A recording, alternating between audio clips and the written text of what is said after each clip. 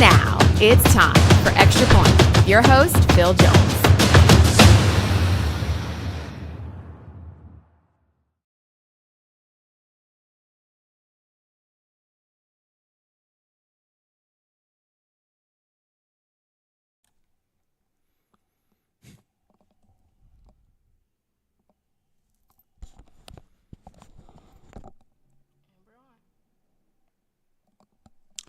All right, guys, welcome in. Just like that, we went from blank to here we are, ready to go on the show. It's Extra Point with Phil Jones, and of course, as always, to my right, and, well, it doesn't really matter to you guys. You'll see her come up on camera when I introduce her. Of course, I'm talking about Miss Producer, a.k.a. Mazzani Matthews. Hello, everybody. I know a few of you guys saw me just a few minutes ago. I was testing out the live to make sure everything went smoothly. And it's going smoothly, right? It is. All right, so guys, welcome in. Hey, I want to say a special welcome to any of you that may be first-timers to the show. I know we had a great turnout for our Friday night, our opening game of the week, our 2024 season opener, not only for Lee County and Warner Robins, but for ITG Next as well. It's our first of several games we're going to be bringing you guys this year. Our live stream every Friday night, brought to you this year by our friends at Farah and Farah, personal injury attorneys. But that was Friday night, and I know that a lot of you that were watching the game, I gave you a special invitation to come and join us tonight here on the show. So if you are one of those, let me know. Let me know if this is your first time and if you watched the game. For all of you that did catch the game, hope you enjoyed it. It was a great game. Lee County comes out on top. Of course, if you're a Warner Robins fan, you may be a little bit disappointed, but you shouldn't be, because it was really a solid played game. A little bit, I think, Warner Robins showed more than what the final score indicated. And I'll ask Ms. Producer to give her thoughts on that as well. Mazzani, what were your thoughts on the Friday night game? That was a first for you as well. We got past some technical difficulties. We're not going to rehash any of that. It happens with technology. But we got, once we got in about midway through the second quarter, we were off and running, and it really turned out to be a great game. Yes, it was a great game. I was very excited to see the star player, Usmani Kraman. So I got a chance to see him, and he was really great. But to my surprise, Lee County has some other great talent on the team. Yes. Number 7, I can't remember his name, but was he a freshman? Trey Bush. Yes. So what did Coach tell us about him a little bit? Well, you remember, and, of course, Coach Dean Fabrizio called us on the way home. Correct. Guys, that's the beauty of what we do here at ITG Next, just to let me kind of go off script for a second. Many times, almost every Friday night when we're on our way home from the game, just goes to show you the relationship we have with these coaches. I get a call from Dean Fabrizio, 11:30?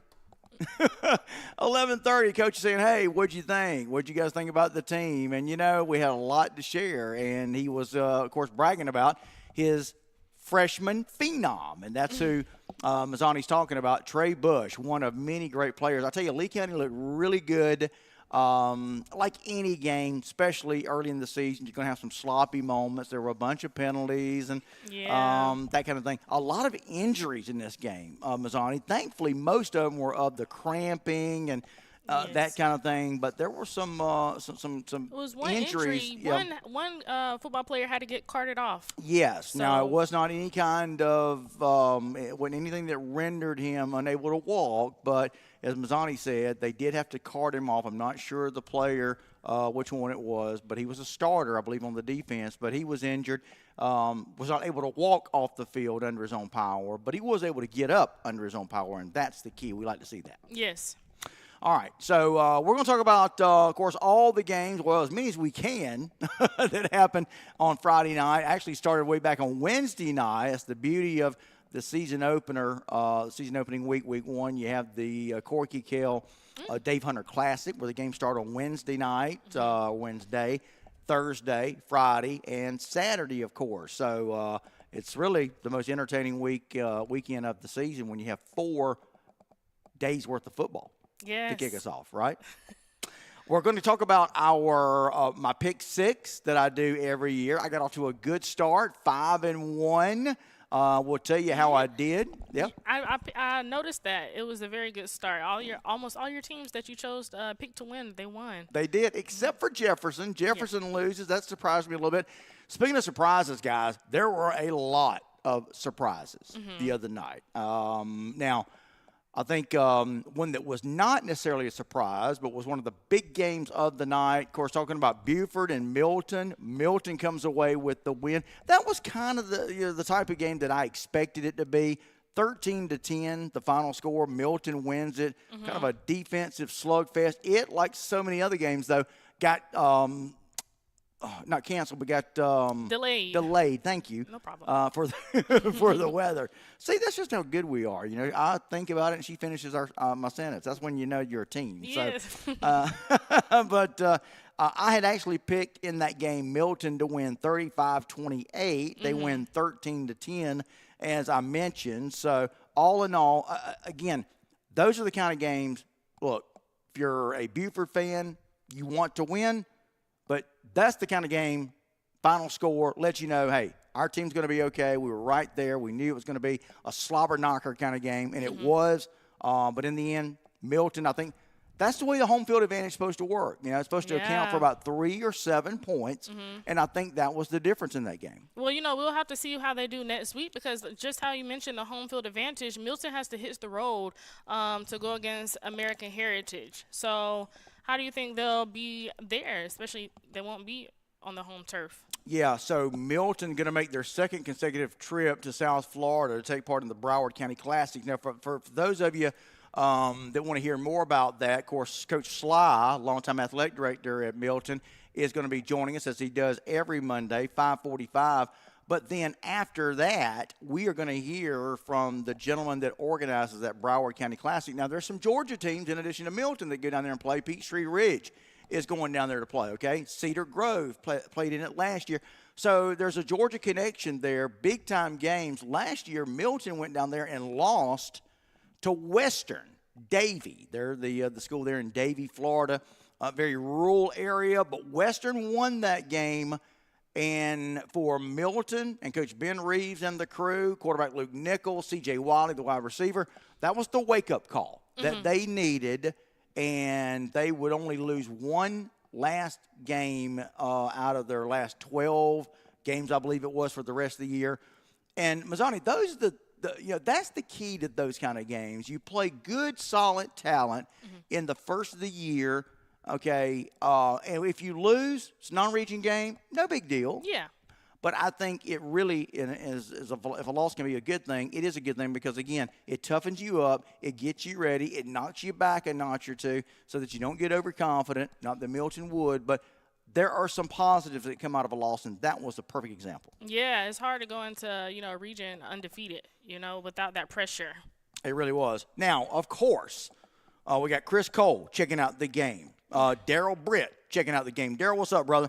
Scott Howell checking out the game. Big Irwin County fan. Irwin County checking in. Let me know where you're at. Let me know what team you pull for. Let me know who. Of course, I know Daryl Britt. Daryl talked my ear off the other night at Walgreens. Hey, Valdosta, I got you, buddy. Yeah, Valdosta look good. Now, come on. It was Tucker. And I'm not talking about our mom and dad's Tucker. Okay, I'm talking about the modern version of Tucker. Bless their heart.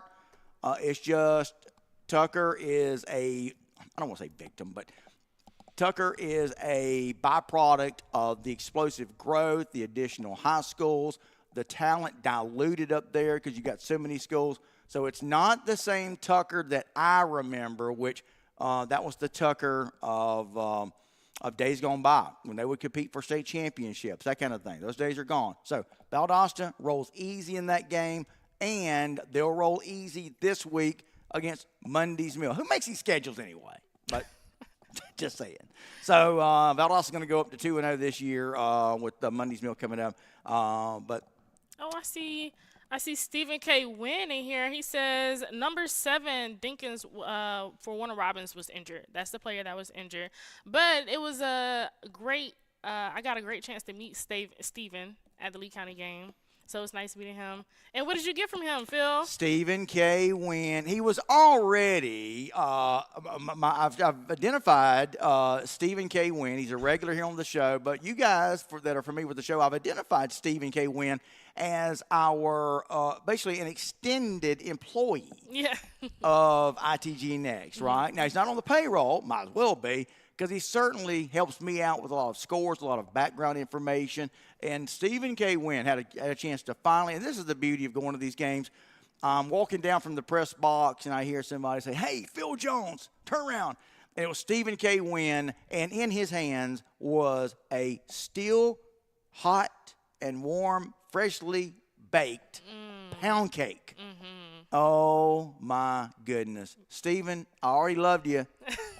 But, brother, you got any more love from me. And, by the way, everybody in Mazzani, did you get some cake? I did. Okay. I did. It was delicious. So I was able to cut the cake for everybody. I fed everybody up in the press box and let them get a taste of the cake. So it was very good. Stephen K. Wynn, thank you for that. Thank you. These fans take such great care of us when we go on the road. Speaking of which, let me put out the call to you Collins Hill fans. So we will be at your place this Friday night on the road again. That's right. Sing it, Mazzani. We're going to be at Collins Hill, Woodward Academy. And why am I excited about going up there? Because I was the only guy in our composite poll. You guys, if you checked it out this past Friday night, you'll see, well, I should say this past week, and we'll be a part of it each and every week, part of the AJC's composite poll, where they've got their top 10. They actually do the top 15, but top 10 rankings where you got the AJC, Score Atlanta, 680 The Fan, who am I missing? Maxwell rankings, and Max Preps. And there amongst those big hitters is ITG Next, and we are proud to be a part of those composite rankings. I was the only one that had Collins Hill ranked. And I was vindicated. Collins Hill come from behind victory over Grayson, 20-19 Friday night. Last time I checked that game, it was 19-3, and you're thinking, okay, Drew Swick and Collins Hill are going to get off to an 0-1 start. That did not happen. Congratulations to Coach Drew Swick and Collins Hill for getting the victory. So, all right, let's take a look and see who all is in the house. We've got Collins, Buddy McDaniel, checking out the show. Of course, Cole Moore, checking out the show. Cole, what's up, my man? Adam Estes, how about them Blue Devils? Oh, my goodness. What a big win for Jeff Littleton and the Tift County Blue Devils.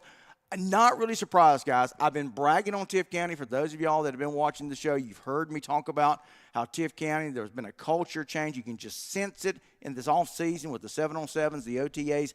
Just a little bit that I saw.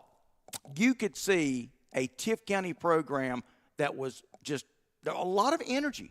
And I was detecting that just from the few reels that I saw on Tift County Blue Devil in the offseason. You could see it. You could sense it. At least I could. I talked about it.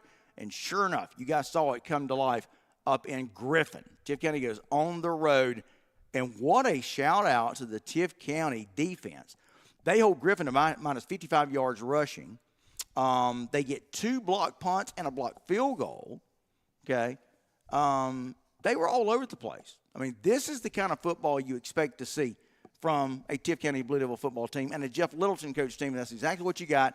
Big win. Tift County shuts out Griffin. I think 43-0 was the final score. Wow. What a great win. Yeah. Do you know Jeff Littleton and Tift County? Do you know who they go up against next week? Tell me. I'm asking you. Okay. I thought Can you hit me with anybody the question. tell us in the comments? Who's Tift County got this week, guys? By the way, Tift County is going to be on our Game of the Week schedule coming up a little bit down the line as they play Richmond Hill. We'll be there to take to watch it. And now, got to tell you, it's shaping up, and I know it's early. Richmond Hill did not play. They had the bye week for the opening week. But look for Richmond Hill also to be pretty good this year.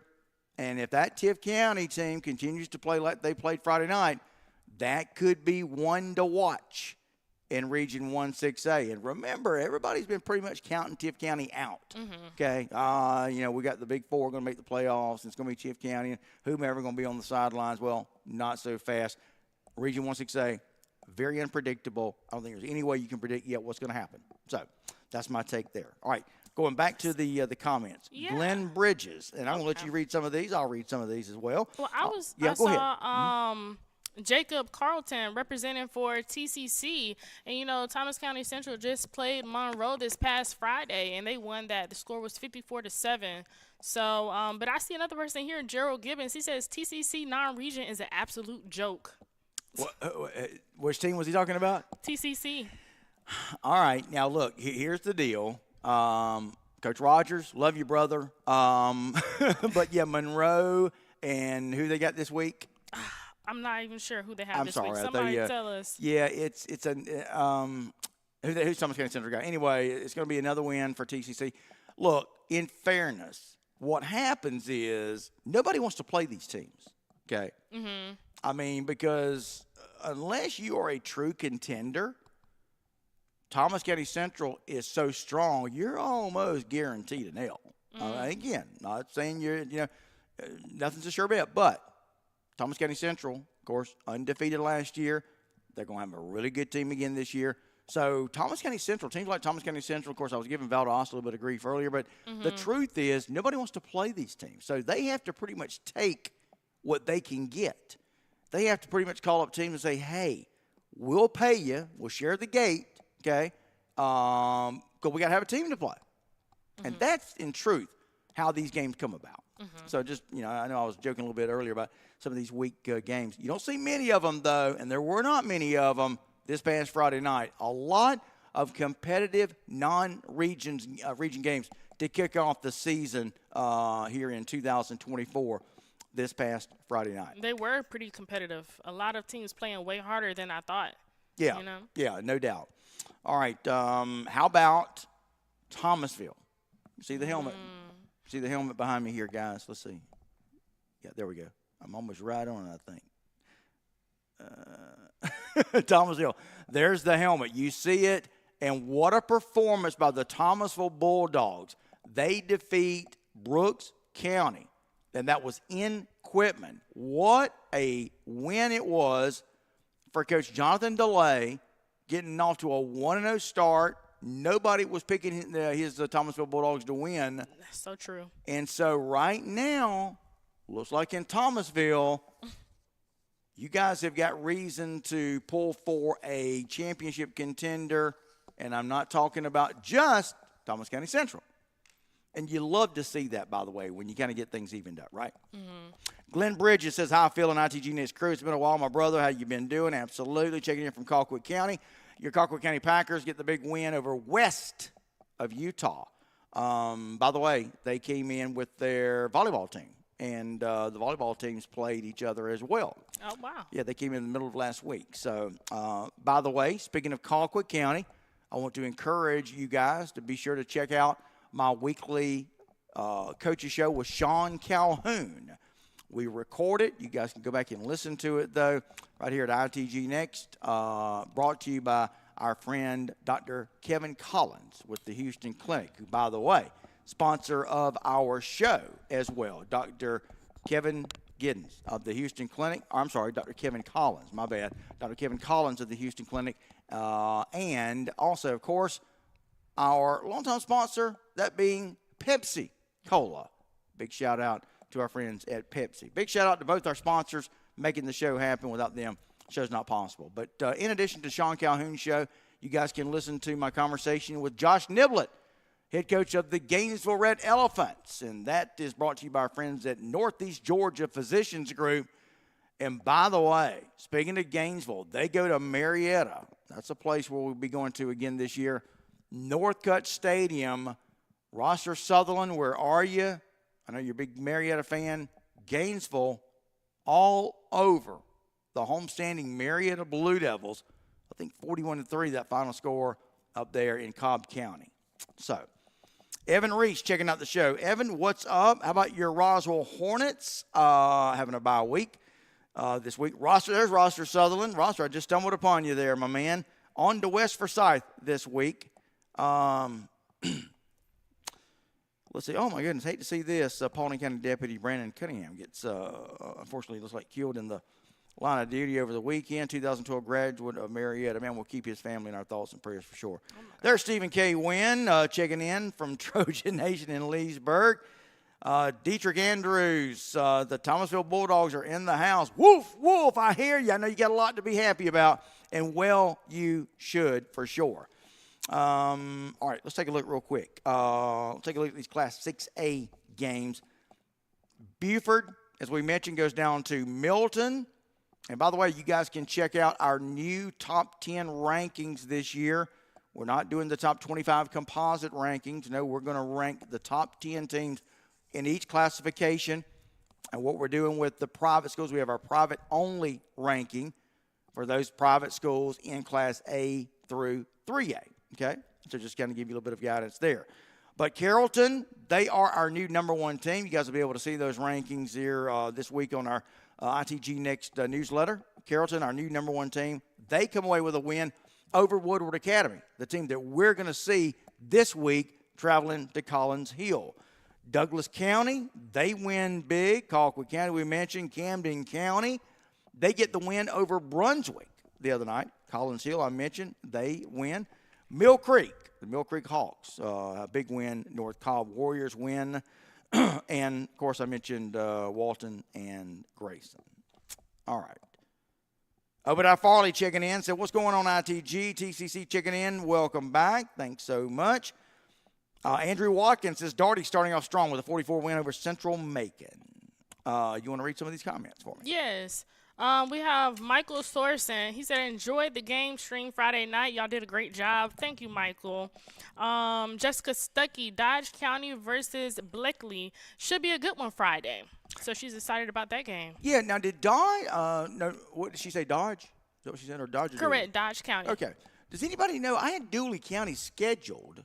It says they lost by forfeit. Now, somebody clarify that for me.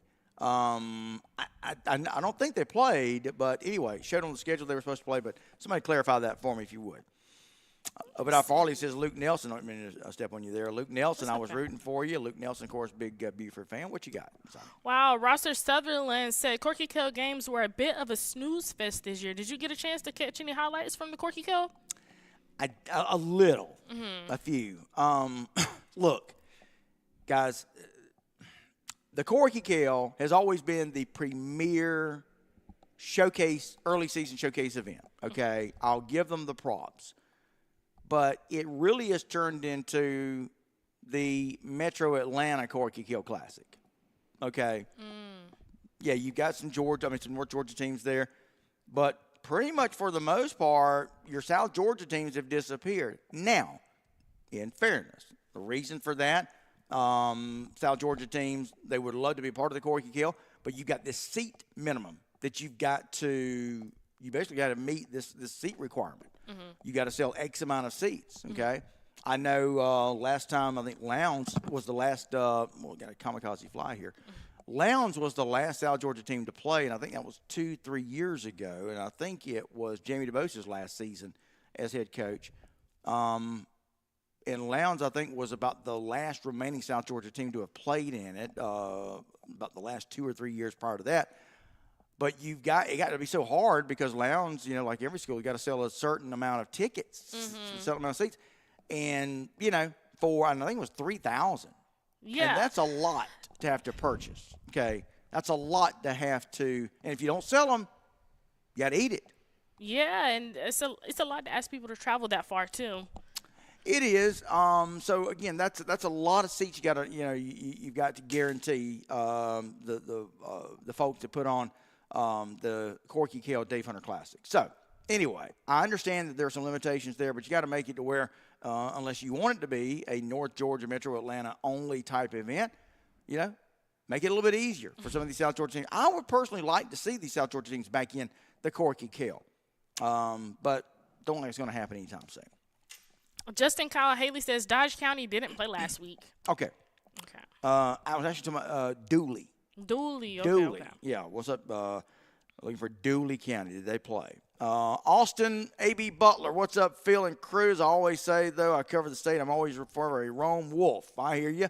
Rome, of course, canceled their game against Creekside to open the season. We all know about the bus crash and we again want to pray for all those players that were injured, coaches that were injured. Godspeed in their recovery. Hope everybody will get back up to normal and recovery and will recover okay, and so they can get back to normal and get the football season back going, which I know that's important there at Rome, as it is everywhere. Cole Moore telling us about Israel Troop, now the Thomasville offensive coordinator. Says Thomasville or Israel Troops got the Thomasville offense improved. That's for sure, no doubt. Guys, I got to tell you, as upsets go, that was a little bit surprising to me because I have been on the Brooks County bandwagon all off season. I've got them ranked number 1, okay? And I think I've still got them ranked number 1 despite the loss, and I do. Still got Brooks County number 1 despite the loss to Thomasville. I think they're going to be okay, but it was as much an eye-opener for me as any game, I think, maybe other than the Benedictine game. Benedictine loses big to Raven Gap. Now, I have been fielding calls all day today. What's Raven? Somebody actually said, what's Raven Gap? Not who's Raven Gap, but what's a Raven Gap? Raven Gap, and I've been talking about this thing a couple of different times. They are located in the extreme northeast corner of the state on the Georgia-North Carolina border. In fact, they are so close that they actually compete in the North Carolina Independent School Association, almost like the equivalent of GISA. But do not let that fool you into thinking they're any lesser of a team, because they're not, as Benedictine found out, but a part of the North Carolina Independent School Association. But they are ranked like the top 54 team in the country overall. So that gives you an idea of just how potent they are. And again, Danny Britt and Benedictine found out just how potent they are as they roll over the Cadets in that one. Yeah, and Benedictine, they're going to have to go up against Buford next week. And they're not going to be at home. They have to travel to Buford for that game. So something's got to give there. Let's talk about that for a second. You've got Benedictine. You've got Buford, both starting off 0-1. Now, guys, something's got to give. Somebody is going to go to 0-2. And I'm going to be honest with you. Who do you think that'll be? Well, here's the thing about it. Somebody's going to go to 0-2, and I'll answer that in a minute. But somebody is going to have an uphill climb, and it's not going to be something that team, whoever it is accustomed to. Buford, when's the last time they were 0-2? Luke Nelson, maybe you can answer that for me. When's the last time Benedictine was 0-2? But somebody is going to be 0-2 coming out of that game. And, guys, here's a microcosm for what I have been talking about, and I know you hear me say that a lot, but again, all these things that I've been talking about is kind of coming to fruition. I know it's early. This shows you just how competitive things are going to be, especially early, and you're going to have some really good teams that are going to be in unfamiliar territory, which is like the two teams I just mentioned. 0-2. Somebody's going to be 0-2 between those two teams. Yeah. And again, I asked the question, when's the last time either Benedictine or Buford was 0-2? They're going to have to make some adjustments for sure. Yeah, no question. And I see Stephen K. Wynn here. He says Benedictine suffered some injuries Saturday night as well. So we hear about a lot of teams suffering injuries these, Friday and Saturday. So I mentioned the Lee County Warner Robins game was very physical. We talked about that, and I've apparently been hearing there's a lot of other games, including that one that you just mentioned with the Benedictine Raven Gap game. It was very physical as well. What you got? What are you laughing at? Evan Reese, he says Buford is going to start 0-4. Oh, what are you talking about, man? Get out of here with that. Really? I don't know about that. Of course, you never know. Crazier things can happen. Of course, Carrollton, as we mentioned, they get off to a big win over Woodward Academy. How about Douglas County? Let's talk about Cedar Grove. Oh, my. Listen, this is not really surprising, but it looks like the Cedar Grove fun run that they have enjoyed under previous coach John Adams, 4 state championship games in the last 6 years. Coach Adams led them to a couple of state titles. Last year, led them to the 3A state title. But we all know what happens this offseason. Coach John Adams, Bolts for Georgia State University. And you had the offensive coordinator, now the head coach, I believe, is at Stockbridge. You had Bo Walker, left, although he's not been approved to play. Tried to file, I think, a hardship, but they have not ruled him eligible to play. So right now, Bo Walker is a great running back without a high school home. Now, he's already committed to Georgia. Yeah. So he's going to be fine. Don't anybody feel sorry for him. But he could be making an impact on somebody's team, and it's not Cedar Grove, which has been his high school home for the last couple of years. So you've got Cedar Grove really licking their wounds as they lose to Douglas County 42-7. Real bad. And almost got shut out. They score with 24 seconds left. That avoided them being shut out for the first time since 2014. So, guys, again, the crazy what reclassification and what has happened also at Cedar Grove with the head coach leaving, new coaches in town. You're already hit hard by graduation losses, and now you also get hit hard by transfer losses. So not a good time. No. In Cedar Grove. They have a little bit of time to make some adjustments They and do. see what they can do because They do. Their next opponent is going to be Collins Hill, but not this upcoming Friday, the next Friday, August 30th. So they have a little bit of time so we can see what they're going to do during that time or with their time. Absolutely. Now, Colquitt County wins. We talked about Colquitt County. They get the win over West out of Utah. Jaboris Fuller returns the opening kick, 85 yards for a touchdown, and it was all Colquitt after that. I heard that West really struggled with the South Georgia Heat. A lot of cramping in that game is what I've been told. We mentioned Walton. Walton beats Brookwood. Mill Creek, they defeat Lambert. Watch out for Mill Creek coming back. North Gwinnett defeats McEachern 39-17. McEachern got that game within 25-17 but could not pull any closer. How about Camden County, guys? The Travis Rowland era is ushered in. Camden County looks very good. Elias Williams, 3 touchdowns the other night. They look solid in the win over Brunswick. 51-41, Parks Randall, the returning starter at quarterback, 11-19, passed for 185 yards, 3 touchdowns. He is one of, by the way, the ITG Next top performers this week. We'll be looking for every week the top performers to make our list. Don't forget, if you got a guy that you want to submit for the top performers, I need those players' name stats on either Friday night or Saturday, okay? So get those players' names and stats to me. Love to include them. Of course, we talked about Valdosta winning 65-19. We talked about Collins Hill. Collins Hill, I had them ranked. I was the only guy that had them ranked. And I do believe in the Eagles. And that's where we're going to be Friday night as Collins Hill welcomes Woodward Academy, ITG Next Game of the Week. Hope you'll join us Friday night for that live stream. They are coming off a huge win over Grayson. Come from behind victory, Mazzani. Wow, it was a close win, too. Yeah, 20-19. I kept checking that score. It was 19-3 seemingly forever. And then lo and behold, I'm getting in the car to come home, and somebody says, hey, you heard Collins Hill come back and won that game 20-19. Wow. Like, good for Coach Drew Swick. All right. So who else we got in the house? Let's see. I see some interesting comments here. Says Gerald Gibbons, I watched that game. Cedar Grove offensively was very bad. Their secondary was good. Their defensive line was small and got pushed around. No creativity on offense. Let's see what else we have. Oh, we have Rick Beach from Harris County. And then they're also talking about the pound cake in the comments as well. But what are they saying? Well, you don't need that pound cake. You're right about that. But Harris County, by the way, I've got Harris County ranked. They get a big win. I believe it was over Manchester, if I'm not mistaken. And we do want to pay attention, by the way, to our smaller classifications. Don't want to forget those guys. Coffee, they're picking right up where they left off last year. They roll in their game against Bainbridge. Probably going to be a long year for Bainbridge. Jay Walls' team is young. They've only got 15 seniors. We've been talking about that. So it could be a long stretch, a transition year for Jay Walls and the Bainbridge Bearcats. All right, how about Houston County? They get a big win over Alpharetta. How Houston County rolls in that one.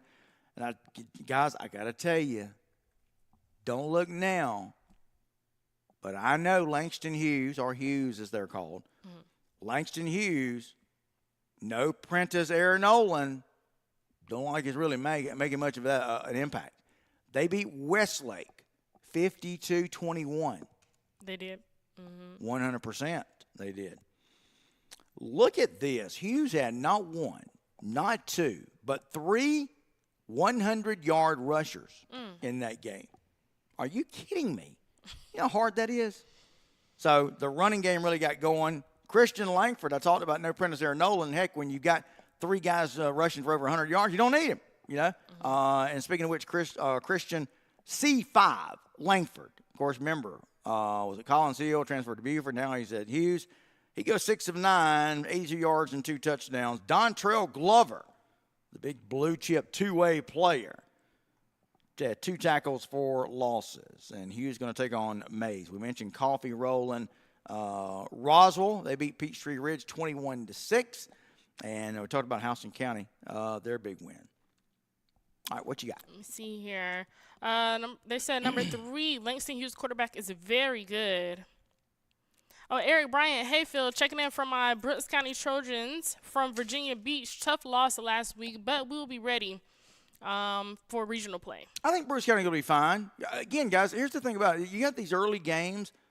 This is going to do nothing. It's a non-region game. It's going to do nothing but toughen up your team, okay? I got to tell you, these teams that are playing the snoozers, and I don't mean to belittle anybody, guys. I'm just talking about when you got a 60-0 game or – come on. I know you want to look good for the rankings and that kind of thing, but, you know, if you're not playing good competitive, opponents, I'm a big believer that's just going to come back and haunt you. Yeah, you want to be able to see your growth throughout the season. So, yeah. You need a little bit of pushback. Rufus have you met Rufus as Demand yet? No, I have not. I like his name. Yeah, Rufus as Demand says Colquitt pulls out a good win against the West High Panthers of Salt Lake City. Yes, they did. That's a big win. And I think that's a one-off, by the way. It's not going to be any kind of home and home. That's it. They're done as far as we know for now. So there's Gerald Gibbons' comment, the one you were talking about early. Richard Faircloth. What's up, Richard? What's up, Phil? Here from Darty High, the Darty High Trojans. You got to love it. Michael Lotta. Michael, what's up, buddy? Checking in from home of the Redskins, Oneonta, Alabama. That's a mouthful. Go be Red. Ready to take down those Blue Devil. I hear you. Let's see here. I have actually a nice person, Brooks Carter, checking in. He said, Brooks "Hey is Phil, nice. Yep. I joined in late. Scores over in our area." So he tells us that Westover over Early County, that was 28-9. Then you have Miller County over Columbus High School, and that was 38-9. And then Seminole County over, how do you say this? Schley County? Schley County. Schley. Okay. Schley. Not sly, but Schley. Okay, and that was 32-14. There, and guys, there's another shocker right there. And who beat them? Seminole County. Yes. So get this, Seminole County. They went like years, didn't win a playoff game. Now last year they came up big, but man, they're making up for lost time. Yeah. But Schley, I know I had Schley highly ranked. So there's yet another big upset. Go ahead. Let me see. Bobby Robinson, I believe that is the third. He says Lee County will be ready for TCC later in the season. 100%. I like Lee County a lot. They look really good. Go ahead, Mazzani. And then Stephen Adams says, Coffee Trojan fan checking in. Go Trojans, go. Is that Stephen Adams from the Adams family? I believe that is. It definitely got to be the Adams family, right? If you get it, you get it. Collins, yeah, Buddy McDaniels, while you're looking for our next person. Collins, yeah, Buddy McDaniels says Tucker, and this is pretty good. Tucker has not been right since Coffee beat them 14-3 on their home field in the 2017 semifinals. Now, I don't know if it was necessarily Coffee, but you're right. They really just kind of disappeared after that. Something made you gasp. What was it? What was it? Let me go back to this. The comments are moving so fast. Oh, here it was. Irving County beat Ben Hill 19-13. Any thoughts on that? Well, beat Fitzgerald, but somebody's being cute there. Yeah. Oh, okay. Look, I had Fitzgerald ranked. I think I still do. They're barely hanging on. Fitzgerald just lost so much to graduation. I like Tucker Pruitt. I think he's going to have Fitzgerald back. But that game, not really surprising with the loss to Irwin County. But let me tell you, I have learned to not count out a Tucker Pruitt coach football team. Okay, I just have learned that. Jeremy Williams, I like Peach County over Beaufort or TCC. What you think, Dr. Phil? Jeremy, I know it's 5 o'clock somewhere, but come on, man. Are you done hitting the bar? Listen, Jeremy, no. I do like Peach County, but not to beat Beaufort and not to beat TCC, not yet. I got to see a little bit more. Now, I know you're excited. Peach County beat, who was it? They played in the Gridiron Classic, I believe it was, at Fort Valley, along with Perry. Peach is definitely back, no doubt about that. Maurice Westbrook is the coach. You knew with a Maurice Westbrook's coach team that he was going to have them competing, and that's exactly what they're doing. They had that transition year last year. Remember what Maurice Westbrook's did for Warner Robins?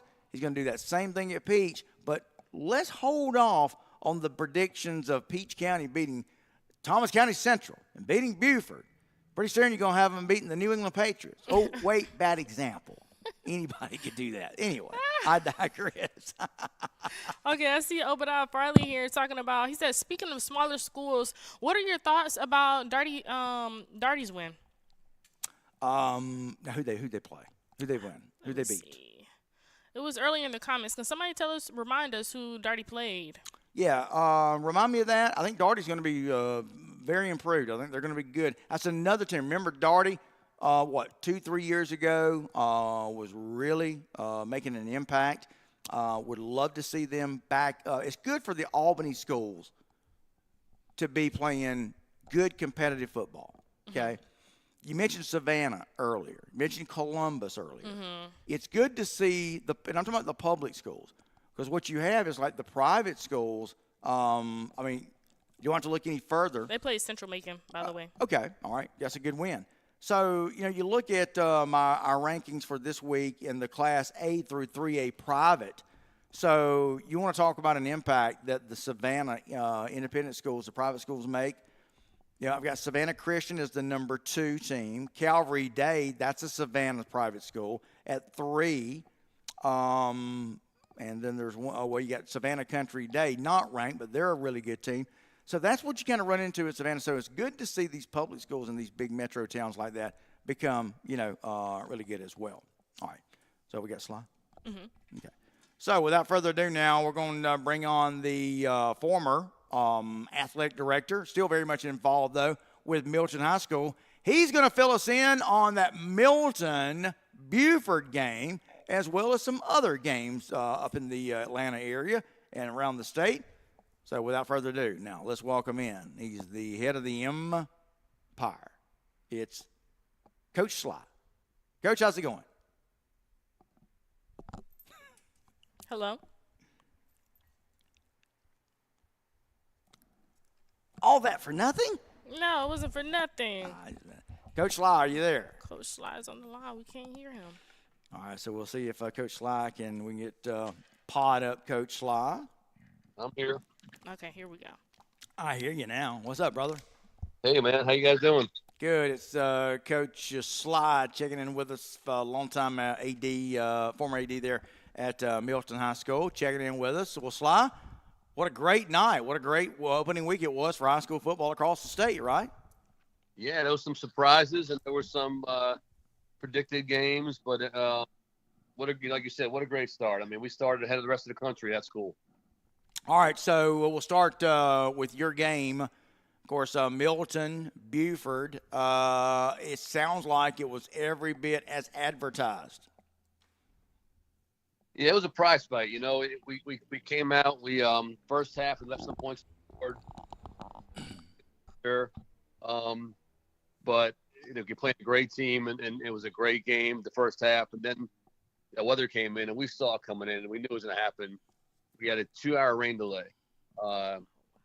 After the rain delay got cleared, came back out, and went to work and rolled it out. It was a great game to overcome some adversity for our guys. Sly, you're breaking up a little bit there. We'll see if we can maybe get you to step into maybe a different room in the house or somewhere.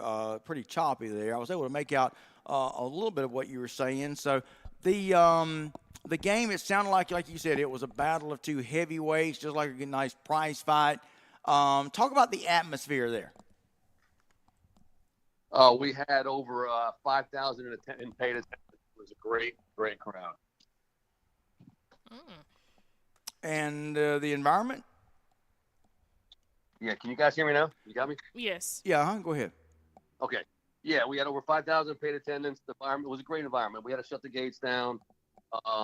Now, here's the funny thing. The first half, amazing environment. Second half, it was like a scrimmage game. Nobody there. Yeah, I imagine it would change after the 2-hour rain delay. That's a long time, Coach. Yeah, it was a long time for a lot of people. There was nobody hardly there on both sides. Some fans this day, I'll give them credit for sure. When you have 5,000 in the stadium, over 5,000, and you go to maybe, 500 maybe. Ouch. Yeah. But both teams didn't care. We were playing ball. Staffs didn't care. And it showed the focus of the kids on both sides of the ball, both teams. It was cool to see overcome adversity. That's a long rain delay. I mean, there's guys in the league that can't do that for 2 hours to come out and play ball. Yeah. Absolutely. Sly, I want to talk about some other games up there in your neck of the woods, so to speak. So, it looks like Douglas, and I'm talking about the Astros and Douglas County, both teams playing well. But I tell you, it's been a long time since the Douglas Astros were, in competition and looking to try to stay ranked. But that's exactly where they find themselves. Yeah, that was a very, very good start for them. And I got to tell you, to your point, I think this was a handful of surprises this weekend. And, a couple teams won that we thought they'd win. A couple teams, kind of fell short. But when you put yourself in a line in some of these games, opening week, it's going to happen. That's what happens out there. We've been talking about, guys, and Mazzani, chime in, anytime you're ready to here. So we've been talking about, this whole off season. We've all been looking forward to what the 2024 season was going to bring. And Sly, you just touched on it. Mazzani, you and I have talked about it.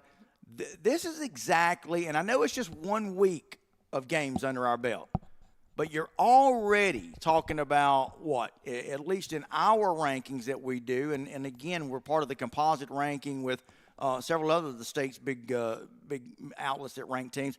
I think we had 4 number 1 ranked teams that went down, and that was pretty much all of us, our number 1 teams. That's almost unheard of for the opening week. Sure, you'll have a team here or there to lose, but for 4, which is half of the ranked teams, we have 8 rankings, okay? You had half of the number 1, the top ranked teams lost. Think about that, how crazy that is, guys. Yeah. Well, yeah, and I think it goes down to the scheduling. I think you're not playing, Our Lady School of the Blind down the street anymore. You're playing really tough competition, and I think that happens. And then on top of that, it doesn't really matter too much as the year goes on. Most teams will get better. So you see such a great improvement since games 1 and 2 anyway. So don't be shocked if some of the teams that lost come back and smack somebody next week, right? That happens. But some people will be 0-2, like you said, as well, because they have no choice, right? They're facing opponents. They're already 0-1. So one of those teams are going to lose. So I think it'll be interesting to see how teams bounce back. You got to put it, when you have teams like Buford and Benedictine, those are 2 great programs playing each other. One will be 0-2, which is shocking, but you'll see the resilience of those teams real quick, because we've been 0-2 a few times, and we did just fine. But, these teams have not been there yet. It's uncharted waters. We'll see what happens. Speaking of which, now Mazzani and I were talking earlier, so you've got, of course, following your game, you've got now Buford and Benedictine. They're going to meet for the first time ever, if you can believe that. And somebody and some really good team is about to find themselves 0-2. Now, look, I get it. We're just, and Sly, I agree with everything you're saying. You're going to have teams that go down early. We saw it with you guys last year, and we're going to talk about your game coming up here in just a second. And I know you guys want to, I guess, avoid, of course, what happened last year. However, you guys went to South Florida last year, took the L, but you guys came back, were able to learn from it, get better from it. So it's one thing to drop the opening game. It's a whole other thing, though, to start the season 0-2, which is what the loser of the Benedictine-Buford game this upcoming week is going to find. What are your all's thoughts on that? Sly, we'll start with you and then Mazzani. Well, we've been there before, so I know what it feels like, and you got to just focus on the fact that it's not region. It's not, it's sometimes not even classification games. So just go out there and play ball, and the ones that count start with the region count, right? I think that's the key. At least how we look at it. If you put too much into a game initially, then that's when the kids get goofy because they're kids, right? So you have to really kind of put in perspective for the kids. You have to have a pivot spin. If you lose, which we did, they will as well. But going 0-2 is not an easy task to bounce back. Yeah. Mazzani? I agree. I definitely agree with Coach Sly. It's not easy to bounce back from that, but, we're still so early in the season, Phil. So it's plenty of time to recover. And then, like Coach Sly said, it's a non-region game. I'm pretty sure a lot of these teams, one of their main goals is to win region. But, hey, make it to region, so to be able to win regions. So a lot of these non-region games, for the most part, some of them don't matter, but they do, on the grand scheme of things. Mm-hmm. So I believe that you just have to take it game by game. You can't stress about these past two games or the past game last week. Just a new focus on this upcoming game and take it week by week, and then, just see how you end up in region. Absolutely. You're watching Extra Point with Phil Jones. Of course, I have with me Mazzani Matthews, a.k.a. Miss Producer. Sorry about that. Just old habits, hard to break. Our show brought to you by our friends, and they are friends. Of course, I'm talking about our friend Doyer and the guys at Pepsi Cola, and also Dr. Kevin Collins in the Houston Clinic. Dr. Kevin Collins, team physician for both the Colquitt County Packers and Valdosta State University Blazer football program. He's been at it a long time. And, hey, you don't have to be a football player. You can be a weekend warrior or just a couch potato. But if you need the services of Dr. Kevin Collins, orthopedic surgeon, he is one of the best in the business. Go to kevincollinsmd.com and check out more about the services Dr. Collins offers there. So, all right, guys. So, talking about some of these surprising games, some of these surprising results from the other night. I'm getting a little bit of grief. Toombs County, and Sly, this is, of course, down here in our area. You're probably going to have to, I don't know if you're up to speed on these guys or not, but Toombs County, I'm catching some slack about having Swainsboro as the top-ranked team. It's my buddy Nick Fletcher, who's a big Toombs County fan, says, hey, how about you having Swainsboro at number one? Ha, ha, ha. Well, that's okay. We had a lot of that happen. I tell you, it was kind of amazing. This Class A Division I, I had folks all over the board losing in this one, but that's okay. Again, it's par for the course with these early games, these early upsets that we're seeing. Again, just part of it. But that's okay. We'll bounce back. Taking a look at some other comments we got. Yeah, I see one right here, Roster Sutherland. He said, I thought the Marietta-Gainesville game should have been called at halftime after a 2-hour delay.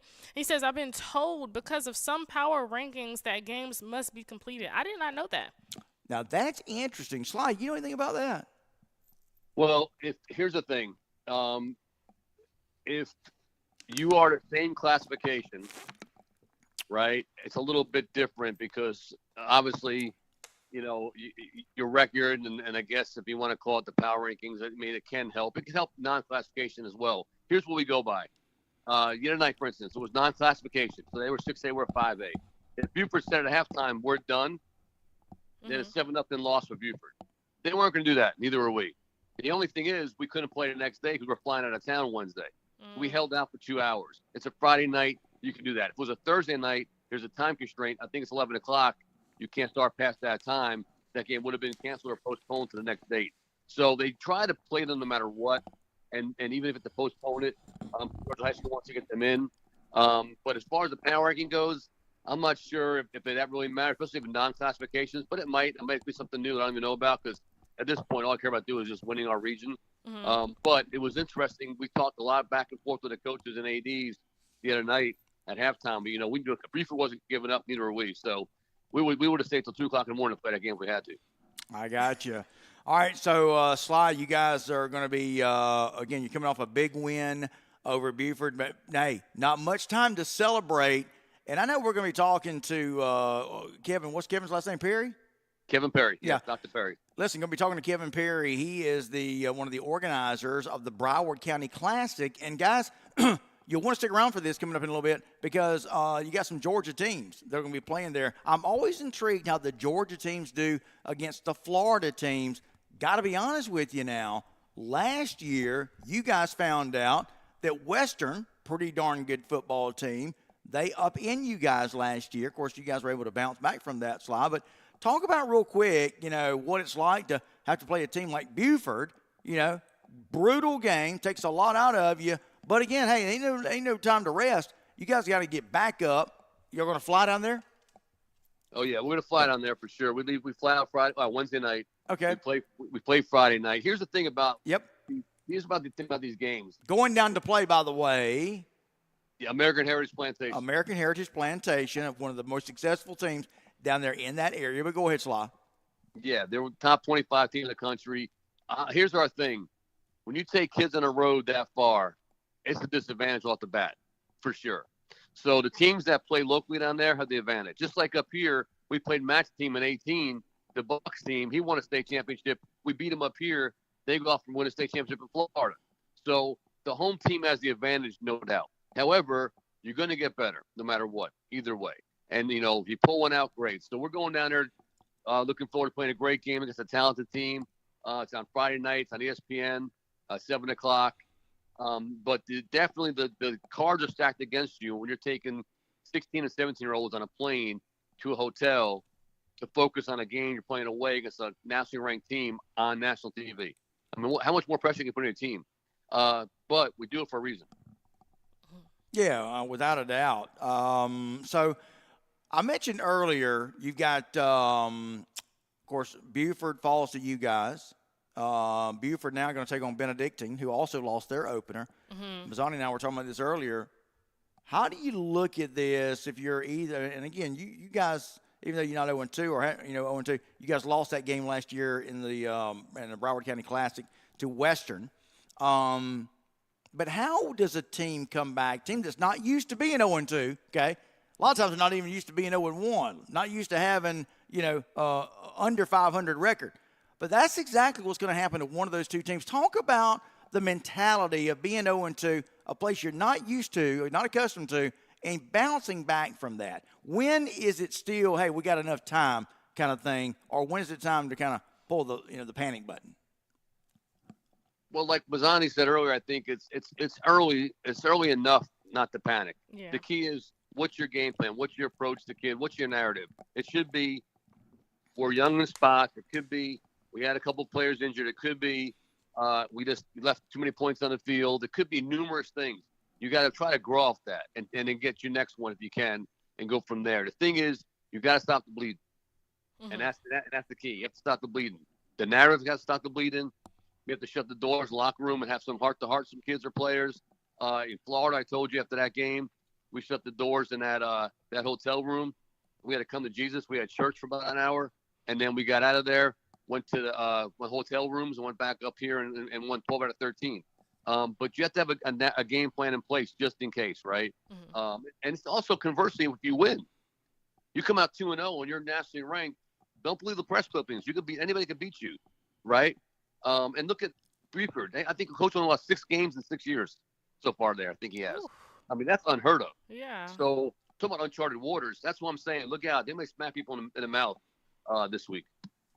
Yeah, certainly going to be one to watch, that's for sure. All right, let's take a look at some of our other comments. Mazzani, you want to help me read some of these? Yes, we have Rusty Cravey. He says, Phil Jones, how about them Tiff County Blue Devils? Rusty, it's the Jink Dog, of course, an old friend of mine, and he is checking in the show. I tell you, there's a lot of Tiff County fans that are excited. Tiff County have been struggling these last few years, but they come away, and this has got to be one of the state's biggest wins of any team. We're talking about these upsets, Mazzani and Sly.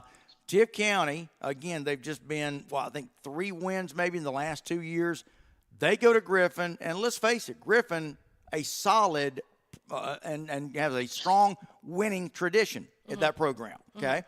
They're no stranger to state championships and region championships, but that was not on display the other night. It was all Tift County as they go up to Griffin and get a big win for that program, 43-0. Rusty, you're right, man. Great win. Boy, I tell you, what does that do for a program like Tift County, a team that's been downtrodden, that's been off the radar, that comes up and wins a game like that? He's claiming it already. Rusty is claiming state champs already. No, hey, wait a minute. Let's knock some silliness in your head. Good grief, dude. Come on. Sly, what you think? I think, once again, it's still too early to get that crazy. However, great win, a road win, demonstrative win. Take it and run with it, grow from it. There's always room to improve. I don't care if it's 43-0 or if it's 43-42, right? Win or lose. There's always room to grow off those things. It's up to the coach. I'm sure he'll do a great job making those kids realize it was a great win, but it's over on the week 2, and see what happens. So Tift County, it will be a little bit tougher playing Gadsden County next. I think Tift County won that game last year. Gadsden County has started playing a lot of South Georgia teams. They're big. They got a lot of size. They got some talent. I think Tift County, this will be a tougher test for Tift, but I do think they will win it.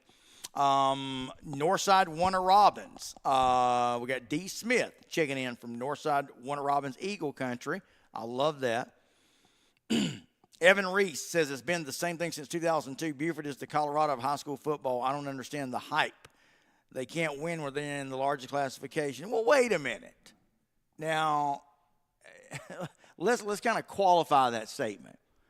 Okay, they compete for, and, you know, they compete for state championships. I mean, they're right there amongst the state's best teams year in and year out.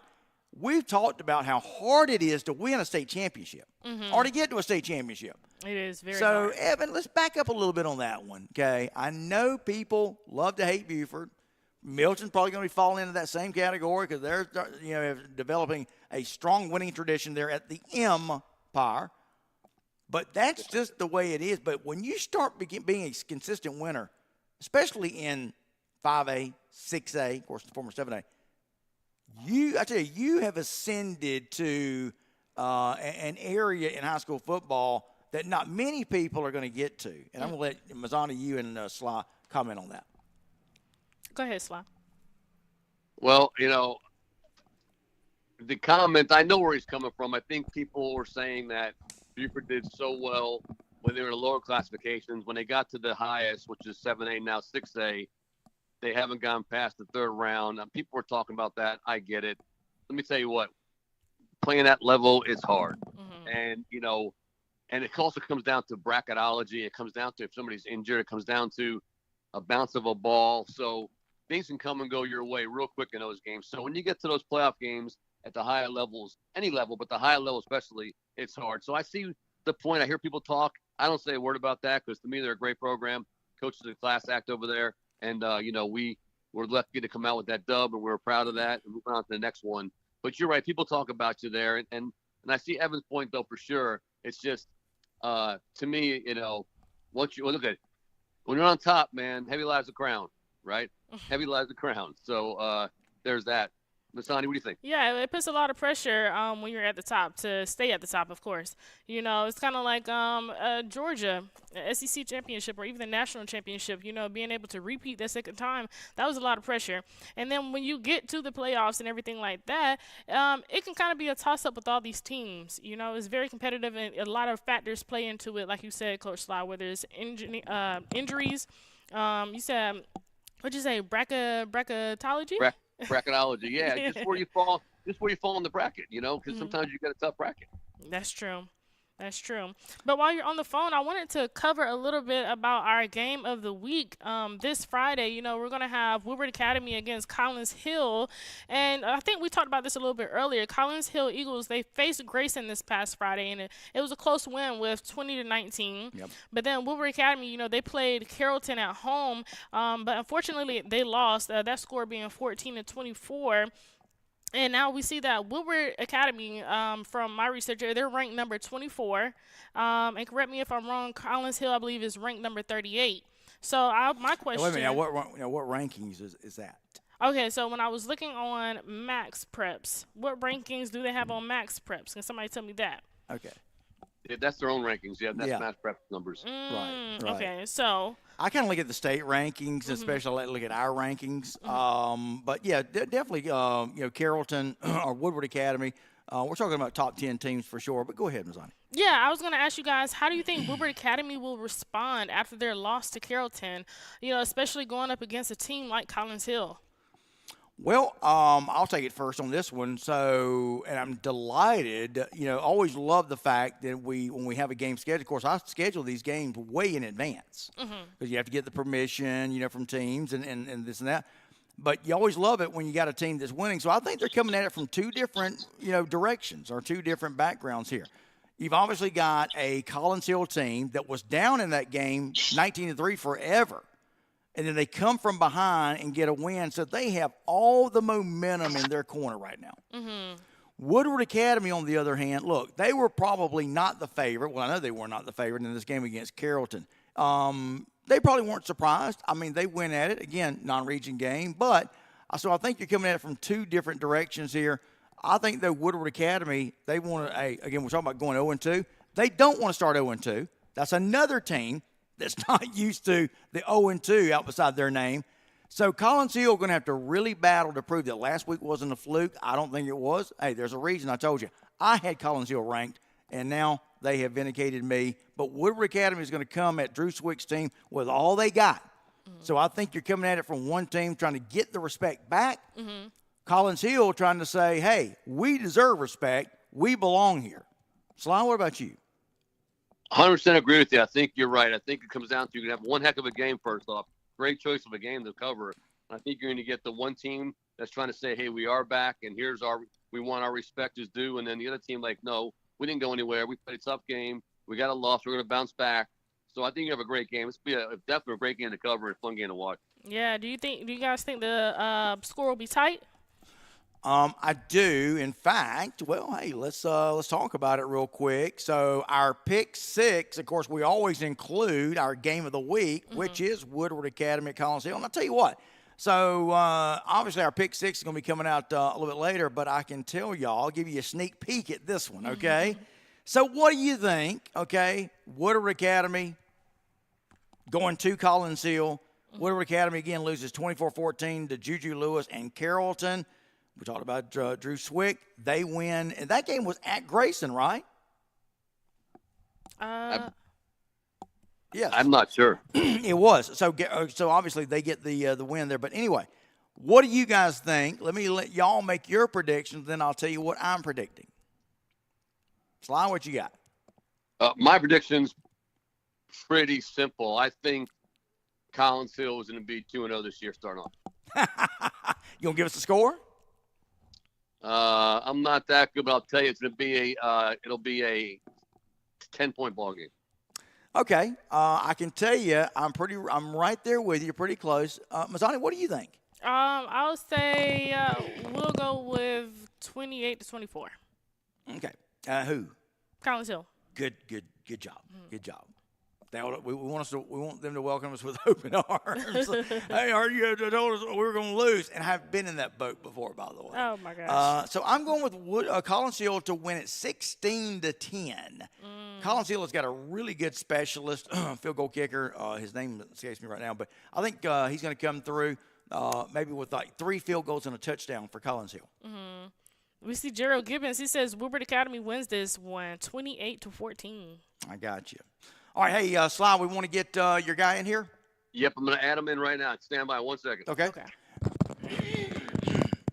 Guys, we're going to be talking about the Broward County Showcase. It involves Georgia teams taking on Florida teams.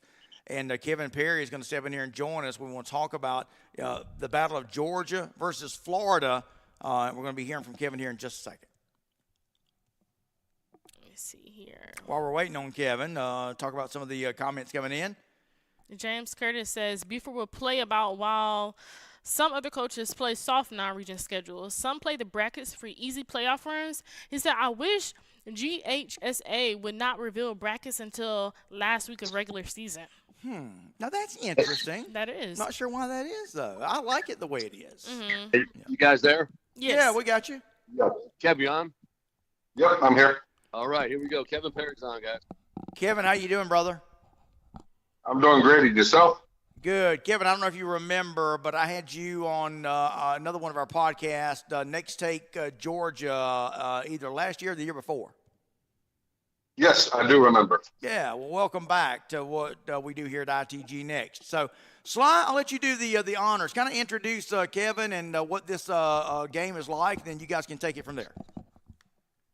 Yeah, so Dr. Kevin Perry, he's the I'm not sure your exact title, Kev, besides I call it the man that runs the show. He's the boots on the ground for the Broward County Florida League Classic. And we've been our second year part of this classic, and it's the best run I've been involved in, the best run tournament game, how we want to put it, classic. And we ran the Freedom Bowl up here pretty well. And I got to tell you, these guys do a class act down there, a great job. Amazing sponsors. It's like a bowl game atmosphere. And it's Kevin's, he's the brainchild of it. So, Kev, take it away as far as, just what brought this to Florida? I knew you came from Michigan with this thought process. Is that correct? Yes, it started actually in 2015 when I was in Michigan. We did Battle of the Big House. So up there, not Florida, but Michigan schools weren't fortunate enough to travel outside the state. So we took 7 teams from the East versus 7 teams from the West, and we played at the University of Michigan. So making kids' dreams come true playing at the Big House. So how did it, Kevin, how did it come about to get Georgia involved in this showcase event? Well, when I moved back to Florida in 2016, you hear that, South Florida has got the best athletes, and I'm a Virginia boy. So, of course, I hear the Texas, the California, the Georgia, the Ohios. I'm old school. So to be called the best, you got to beat the best. And the only way to do that is in between the white lines. So that's how it happened. I reached out to Sean Serra, who was the county AD at the time with the Broward County Athletic Association. COVID hit us, that slowed us down. But once we opened back up, we revisited, and here we are, year 3. Okay, so tell us about this year's event. Of course, we know that Sly and the Milton Eagles will be making a return trip down to the Broward County Showcase event. What other Georgia teams have you got? And let's talk about the games that include Georgia teams. Meeting Coach Sly over the past 2 years, it was coincidence, and he was actually from Broward County. Yep. I had no idea about that connection before I reached out, and we just started putting 2 and 2 together. And to me, I like those stories when you bring somebody back home. I mean, he coached here in Broward County at several schools. Retired law enforcement. That means a lot to me. So it was good to bring him back in. And Gary, I know you remember the first day we met in person at your old high school, and you started telling me all the stories about the neighborhood and Northeast. So it's moments like that I love creating. And this year, same thing. We got Peachtree Ridge coming, who Matt Helmert, the head coach there, I've met him by coaching in the All-Star game in Broward County. So, Yep.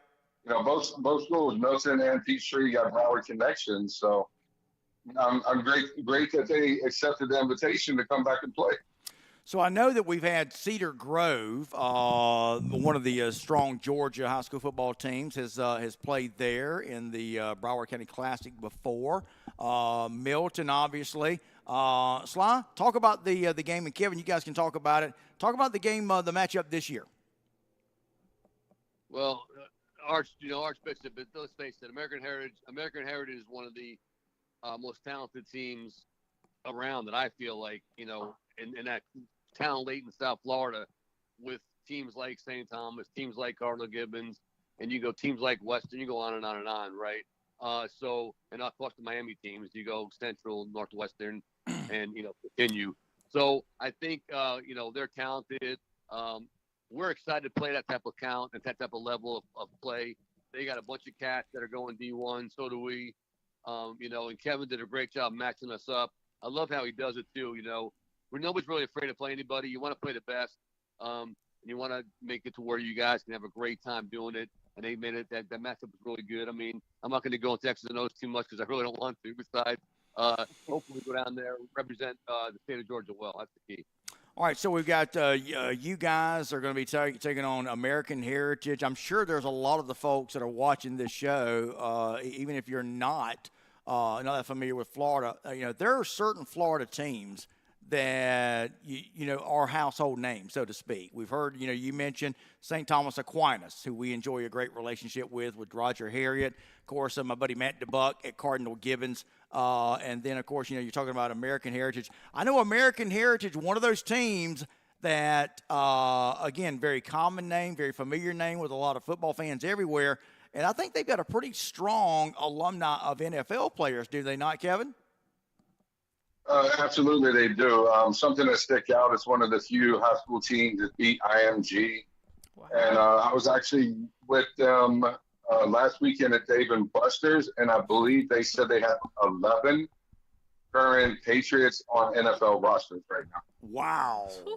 That is impressive. Not surprising. 11. Yeah, that is very impressive for sure. So tell us about the lineup. So we got American Heritage going to be taking on Milton.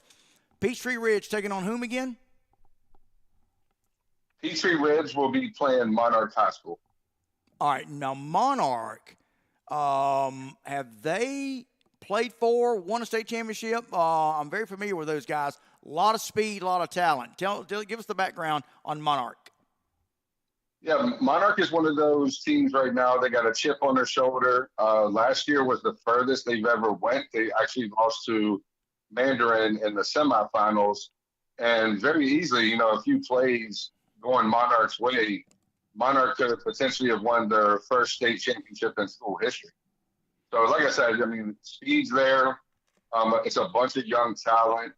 It's going to be a great matchup, especially with the toughness in the trenches coming from Peachtree Ridge. But that's just going to come down to, I think, maybe who's got the ball last. And it's going to be a hard-fought game up front and speed on both sides. I can't wait for that and see how Monarch opens up their season coming off a pretty deep run in the playoffs last year. Sly, how do you think your Milton team, that of course you're still associated with, talk about how you think you guys match up. I know you didn't want to get into a lot of X's and O's, but talk about the matchups we'll see with American Heritage. You guys obviously, C.J. Wiley, Luke Nickel, one of the top quarterback receiver tandems anywhere in the Southeast. But talk about a little bit about your matchup. Yeah, I think outside the numbers on both sides of the ball, we're talented, right? On their offensive side, our offensive side, our backside and their backside are talented. So that's going to be a heck of a matchup. I think it's going to come down to, what Kevin kind of alluded to with the other game too, as well, is up front in the trenches. And I believe that's going to be where the game's going to kind of be won. I know it sounds like a cliche, but it's this game especially because they got a great Q, just like we have. We want to disrupt him, obviously. We want to get them off tempo, off pace, on their offensive chart, and vice versa. To do the same thing to us. I think we bring a real physical game. I know they play physical as well, but we played a really tough Buford team and a really tough Newton team in the preseason. So we are definitely coming in, ready to go as far as that goes. So I think it's going to be a great environment, a great night. Like I said, the biggest thing is you're taking a team out of state. And that's the biggest thing to overcome is almost overcoming yourselves. Make sure you're ready to go and stay locked in. So that'll be fun. It's interesting. I wrote a story about, kind of the differences between Florida and Georgia. You guys can go back and read it. Anybody, Kevin, you and Sly and anybody that's listening or watching the show, talking about the biggest differences between Georgia and Florida. I'll say this. While there have been, quite a few coaches that have migrated from Florida to Georgia, there is still an abundance of talent. Yeah. And it's going to be on display in this Broward County Showcase event. Kevin, you've got to be absolutely elated to have so much great talent, so many teams on display. I mean, this is a truly marquee event. Mm-hmm. Yeah, it absolutely is. Like we crunched some numbers the other day. Between the 14 schools, we have over 120 kids with Division One offers, Oh wow. and going through a few more polls, we have 17 preseason All Americans. Whoa. Just in this year's event alone? Just in this year alone, we got 17 preseason from sophomore, juniors, and seniors. 17 preseason All Americans. Okay, so tell us about the entire lineup. How many teams, how many games are we talking, and what's the schedule? Okay, so on Thursday night, the Monarch Peachtree Ridge game that'll be played at Coconut Creek at 4 p.m. And followed up after that will be Coconut Creek High School versus Miami Northwestern. So it'll be Teddy Bridgewater's coaching debut.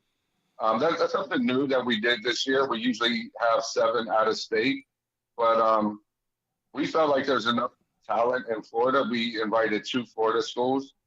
Going to that, the next night, we have Lake Mary out of Orlando area. It's got the Notre Dame QB commit.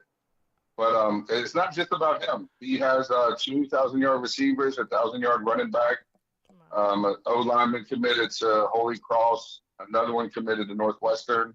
They'll be taking on your buddy Mecca Buck and Cardinal Gibbons, who we know that's going to be a run and shoot game, so it might be coming down to who's got the ball last for that game. And so that's Cardinal Gibbons and who again? Lake Mary? Lake Mary. All right. Go ahead, Kevin. Who else you got? So the other game that Friday night will be the one you're talking about, which is American Heritage versus Milton, which is fortunate we got that on ESPN. Whoa. Saturday, we have the defending national champions, Bishop Gorman, playing St. Thomas Aquinas at 4 p.m. That game will be on ESPN as well. Wow. We have Western, that Coach talked about earlier, is playing Hoover. They're coming down from Alabama on their 20-year anniversary of the Two-A-Day show. And to wrap it up, we have St. John Bosco coming back from California versus Chaminade Madonna, which will be on ESPN2. Wow. Yeah, that's an amazing showcase. Woo, I want to tell you now, that right there is the absolute best of the best. Kevin, before we let you go, because we've reached the bottom of the show here, there's a lot of coaches watch the show, a lot of fans, a lot of, folks that influence high school football in Georgia. If Georgia teams want to be a part of your future events and showcase events, I know they'd have to reach out to you. How can they reach out and talk to you, and how can they maybe get considered for future inclusion into this event? I would love it. They can reach out on Instagram, Twitter. They're both the same handles. It's Florida's Elite FB for football. And they can also go to the Broward Education Foundation, which is BrowardEdEducation.org. We couldn't put this on without them. So James Knapp, the new CEO, he saw the vision of where we can take this, and along with their sponsors, Joe DiMaggio, Visit Lauderdale, Adidas, Dave & Buster's, we couldn't do it without them. It takes a strong team to do what we do to put this on. So I'm always taking DMs, text messages, so emails. If somebody from Georgia wants to come down, feel free to reach out.